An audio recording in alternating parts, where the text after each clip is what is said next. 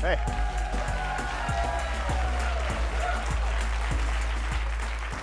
Thank you. Thank you so very much. What a delight to see all of you and have an opportunity to talk, to kick off this session on my favorite topic, which is happiness. I am the most privileged person perhaps in the world because that's what I do for a living, is write, speak, and teach about the science of happiness. I'm trained as a social scientist, and at this point in my career, I get to teach a class on the science of happiness at the Harvard Business School and write about it for the best magazine in the world. What a wonderful privilege that is. Now, when people meet you in the United States for the first time, they always ask you the question, what do you do? That's how you break the ice at parties in America. I also have lived about half of my adult life in Spain, where the icebreaker question is, where are you going on vacation?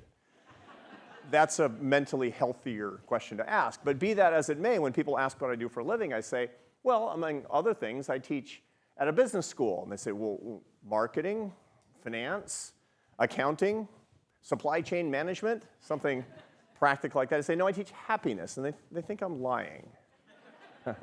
But it's true. As a matter of fact, it's a class that's now so oversubscribed that I have 180 students, I have 400 on the waiting list, and there's even an illegal Zoom link they think I don't know about. So what are we teaching them in the happiness class? This is not a feel-good kind of thing. This is no woo-woo at all. On the contrary, this is a science class about how you can manage your life, which is the reason that my column in The Atlantic is called How to Build a Life. And my new book is Build the Life You Want. That suggests there's some action to it. Now, on my first day of class, I start off with this question to the students. Look, you spent all your elective points. We have a market at HBS, as you might imagine. You spent all your elective points to get into the happiness class. You must know what it is. What's happiness? And I cold call them. And I'll pick somebody out of the first class, and they always say the same kind of thing. It's the feeling I get when I'm with the people that I love. It's how I feel when I'm doing what I enjoy. And I say, wrong. Happiness is not a feeling. And that's incredibly good news. If happiness were just a feeling, you'd be chasing it and hoping to get it, and good luck. It would have to do with how you slept last night, or what you ate for breakfast, or whether you got yelled at by your spouse, or whatever. Happiness is not a feeling. Feelings are evidence of happiness, kind of like the smell of the turkey is evidence of your Thanksgiving dinner. No, happiness is something more tangible than that. And so we start off with a little definition, and let's do that now. Happiness is a combination of three things, just as your Thanksgiving dinner is a combination of three macronutrients, namely protein, carbohydrates, and fat. Your happiness is a combination of enjoyment, satisfaction, and purpose. Those are the three parts of happiness. Now, this is incredibly good news, friends. Some of you have high and intense negative feelings, and some of you are more ebullient and naturally really happy because of your feelings. We're all different.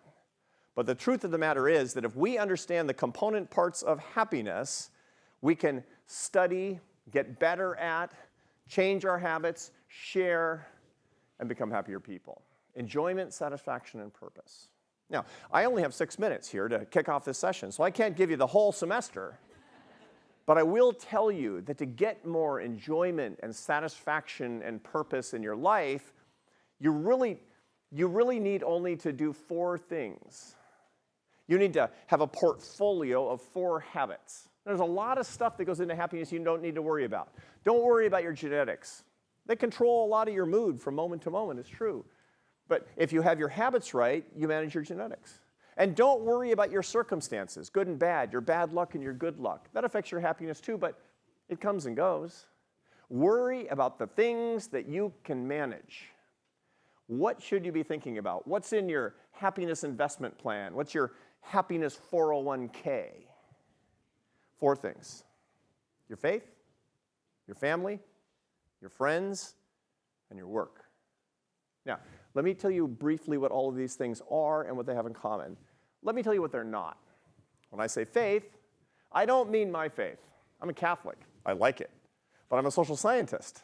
And I will tell you that it's much broader than a specific religion. It's not even a religion necessarily. It's not even spiritual necessarily. It's a perspective on life that's bigger than you.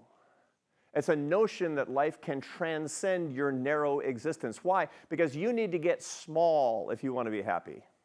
Otherwise, life is just exhausting and boring and tedious.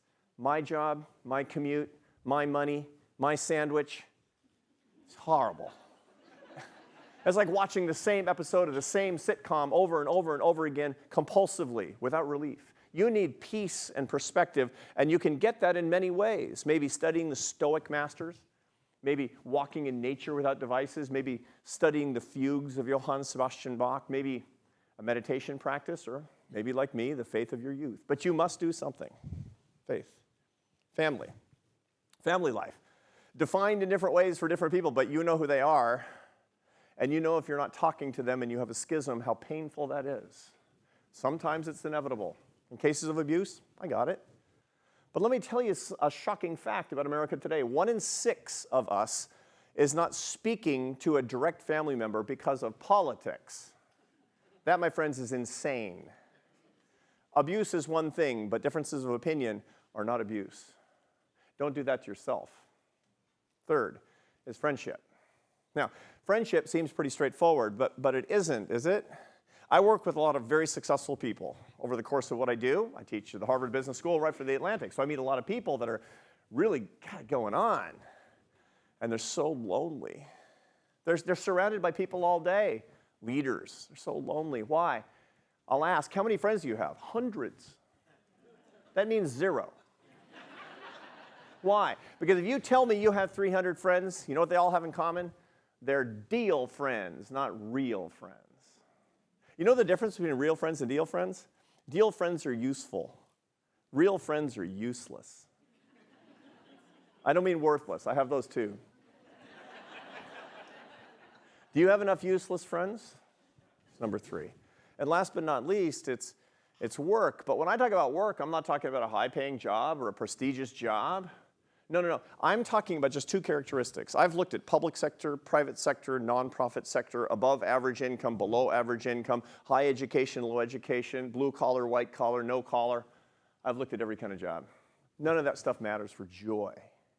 What really matters is just 2 characteristics, and these are the 2 things to look for. And if you employ people, give them. Number 1 is you need to earn your success, to feel like you're creating value with your work and that it's being recognized and rewarded. That's number 1. Number 2, you need to serve other people, and you need to know who they are. You need to be able to get a face in your mind of somebody who actually needs you, which is the basis of happiness that comes through work. Earn success and service to others. So that's what I mean when I say faith, family, friends, and work, so that you can get all of the enjoyment, satisfaction, and purpose that makes up the happiness that can make you the happiest person that you could possibly be. So in 6 minutes, I've given you a lot of material. It's probably been 7. Let me leave you with the one thing that will make you remember it all, the linchpin for all of this stuff. Because people ask me all the time, you know, you teach science of happiness and you write about it every single week. That's a lot to remember. Tell me one thing to remember. What's the big idea? There is a big idea. Faith, family, friends, and work, love of the divine, love of your family, love of your friends, love of everybody through the way you earn your daily bread. This is the punchline of it all. If you want to remember one thing to get happier over the course of your life, to dedicate your ideas to, your energy to, your affection to, your attention to, it's love. My last word is this as we go on to the important conversations that we're going to have with Bob Waldinger and Cheryl Strayed, and we're going to talk about so many facets of this in the coming minutes, is that happiness, my friends, is love. Let's live that, and life will just get better and better. Thank you.